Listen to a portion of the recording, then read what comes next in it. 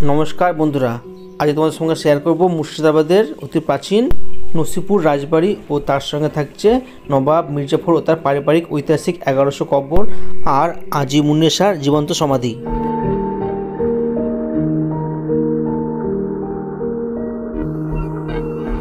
मुर्शिदाबाद जिला नसीपुर राजबाड़ीटी 1776 साले नसीपुर राजवंशेर प्रतिष्ठाता राजा देवी सिंह এই রাজবাড়িটা তৈরি করেন।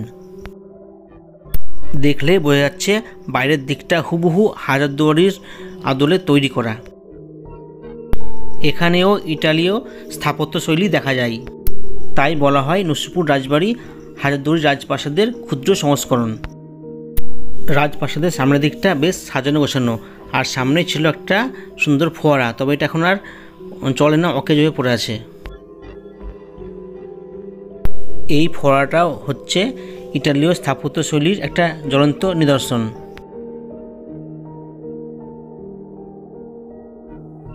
নসিপুর রাজবাড়িটি দোতলা, আর পুরো রাজবাড়িটা এখন একটা মিউজিয়াম। ভেতরে প্রবেশ করার প্রবেশ মূল্য 20 টাকা, আর ভেতরে যদি গাইড নাও তাহলে রাজবাড়ির সম্বন্ধে অনেক কিছু জানতে পারবে। সিংয়ের বাড়ি নসিপুর রাজবাড়ি। দেবী সিং ছিলেন ইস্ট ইন্ডিয়া কোম্পানির দেওয়ান, মানে সেই সময় জোর জুলুম করে খাজনা কর ট্যাক্স আদায় করতেন। যারা না দিতে পারত নির্মমভাবে অত্যাচার করে আদায় করতেন বলে ইতিহাসে অত্যাচারী রাজা ডাকাত দেবী সিং নামে পরিচিত। ভিতর থেকে দেখে আসার পর এই ডান দিকে যে ঘরটা দেখতে পাচ্ছ তো, এর আগে যাওয়ার সময় ঢুকবেন, এটা নতুন করে মিউজিয়াম করেছে।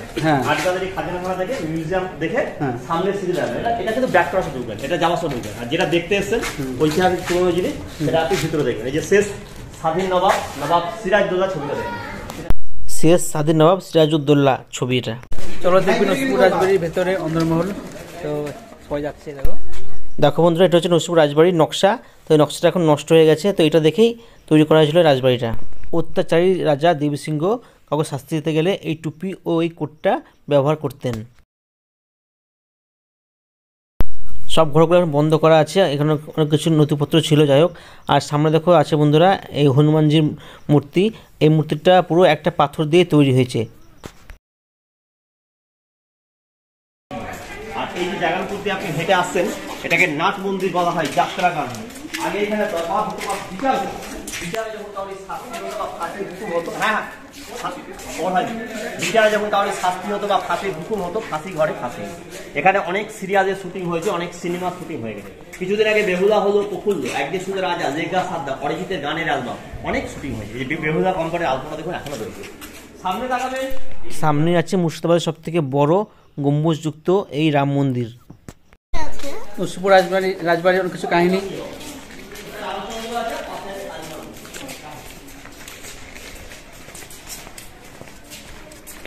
সামনে যে বড় একটা টিনের গেট, একটা ঘর দেখতে পাচ্ছেন, নিচে দেখুন এখনো রিপেয়ারিং এর কাজ চলছে। ওটা ছিল জেলখানা, কারাগার।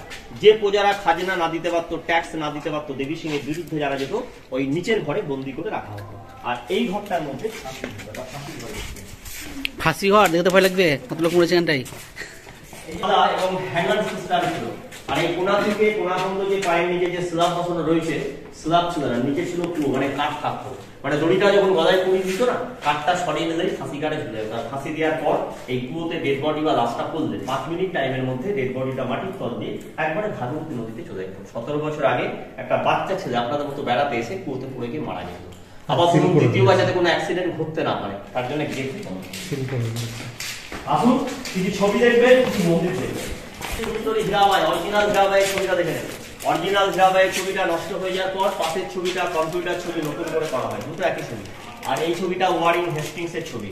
আর এই ছবিটা রাজা দেবী সিং, যার বাড়ি দেখতে এসছেন, বাড়ির মালিক রাজা দেবী সিং। এটা দেবী সিং এর ভাই নাম কৃষ্টি চাঁদ সিং বাহাদুর।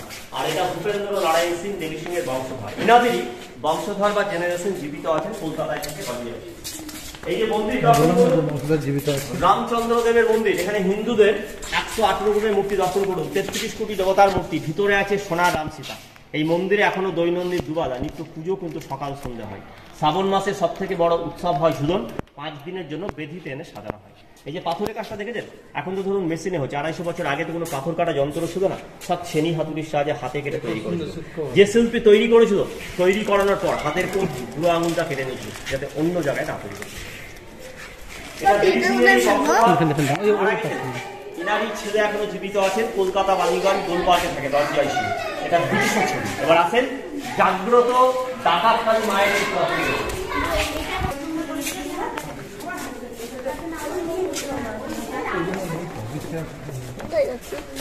যাচ্ছে দেখেছেন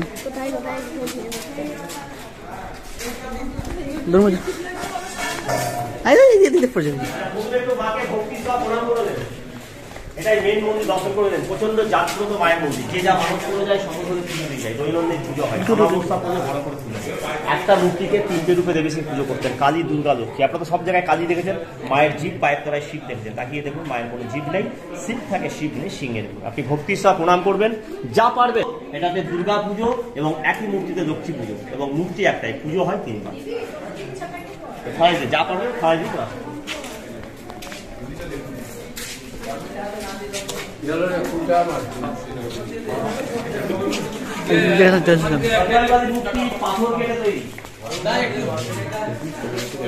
বজরংবলী মূর্তি পাথর কেটে তৈরি, পায়ের নিচে মহিরাবনের স্ত্রীকে বধ করছেন।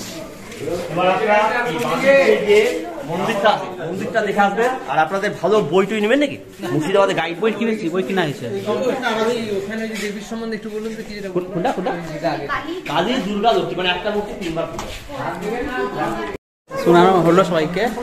তো আমারও খুব ভালো লাগলো, আমি অনেক পরে শুনলাম এই কাহিনিগুলো, তো সত্যি কাহিনিগুলো। তো চলো এবার পরের স্পটে। আমরা এখন চলে এসেছি নবাব মির্জাফর ও তার পারিবারিক ঐতিহাসিক 1100 কবরস্থান যেখানে আছে। তো ভেতরে ঢুকবো, তার আগে কাটতে হবে টিকিট। এখানে টিকিট মূল্য 10 টাকা করে। তো টিকিটটা কেটে নিই, তারপরে আমরা ভেতরে যাব। জায়গাটার নাম হচ্ছে জাফরাগঞ্জ, আর এই জায়গাটার নাম রেখেছিলেন তখনকার নবাব মির্জাফর।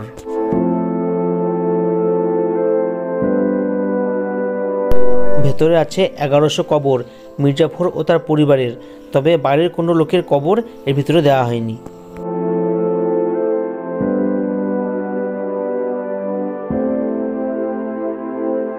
যেহেতু এটা কবরখানা, একটা পবিত্র জায়গা, তো এখানে খালি পায়ে যাওয়া উচিত। তবু ওরা বলছে জুতো পরে যান, তবে এই যে কবরগুলো দেওয়া আছে তার উপরে যেন কেউ জুতো পরে না ওঠে।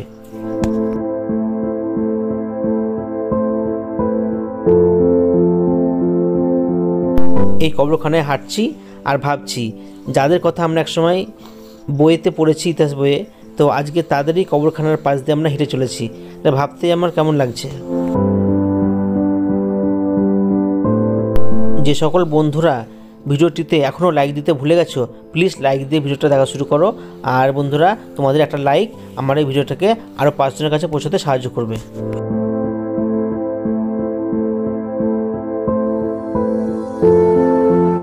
আমরা এখন চলে এসেছি নবাব মুর্শিদ কুলি খাঁর কন্যা আজিমুন্নেসার জীবন্ত সমাধির কাছে। তাকে কেন জীবন্ত সমাধি দেওয়া হয়েছিল আমি যা জানতে পেরেছি সেটা তোমার সঙ্গে শেয়ার করলাম। ইতিহাসের এই ভয়ঙ্কর নারীর কবর দেখতে প্রত্যেক দিন এখানে প্রচুর লোক এসে ভিড় করে। মুর্শিদ কুলি খাঁ তার মেয়ের বিয়ে দিয়েছিলেন উড়িষ্যার নবাব সুজাউদ্দিন মোহাম্মদ খানের সঙ্গে। কথিত আছে একসময় আজিমুন্নেসা দুরারোগ্য ব্যাধিতে আক্রান্ত হয়েছিলেন। দেশের প্রচুর হাকিম কবিরাজ দেখিয়েও তার রোগ থেকে মুক্তি পাচ্ছিলেন না তিনি। শেষমেশ এক কবিরাজ এসে বলেন এক অদ্ভুত চিকিৎসার কথা। প্রত্যেকদিন একটি শিশুর কলিজা এক বিশেষ ধরনের ওষুধ দিয়ে খেতে হবে, তার ফলে তিনি 1.5 মাসের মধ্যে সুস্থ হয়ে উঠবেন। এরপর বিভিন্ন গ্রাম থেকে প্রত্যেকদিন একটি করে বাচ্চা এনে তার কলিজা খাওয়ানো হতো, এর ফলে তিনি সুস্থ হয়ে উঠলেন। কিন্তু শিশুর কলিজা খাওয়ার নেশা তাকে পেয়ে বসলো। সুস্থ হওয়ার পরও তিনি খেতে থাকলেন মানুষের শিশুর কলিজা। কিছুদিন পর সারা রাজ্যে আজিমুন্নেসার এই কুকর্মের কথা সবাই জেনে যায়। ছোট বাচ্চাদের নিয়ে বাবা মা সবসময় দুশ্চিন্তার মধ্যে কাটাতে থাকে। এইভাবেই আজিমুন্নেসার নাম হয়ে গেল কলিজা খেকো বেগম। এক কান দোকান করে কথাটা পৌঁছে গেল নবাব মুর্শিদ কুলি খাঁর কাছে। বিষয়টি একেবারে সহ্য করতে পারেননি তিনি। তদন্ত করে ঘটনার প্রমাণ পাওয়ার পরই লালবাগের এই জায়গায় আজিমুন্নেসার জীবন্ত কবর দেওয়ার ব্যবস্থা করেন মুর্শিদ কুলি খাঁ।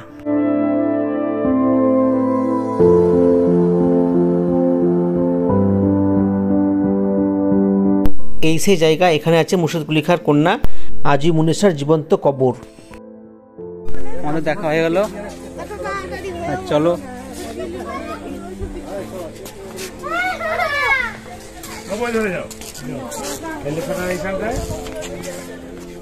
দেখা কমপ্লিট। আমাদের প্রচণ্ড খেতে পেয়ে গেছে, তো এবার আমরা চলে এসেছি হাজারদুয়ারির কাছে একটা হোটেলে, তো সেখানে এখন খাবো। তো চলো দেখবে কী কী মেনু ছিল আজকে এই খাবারের।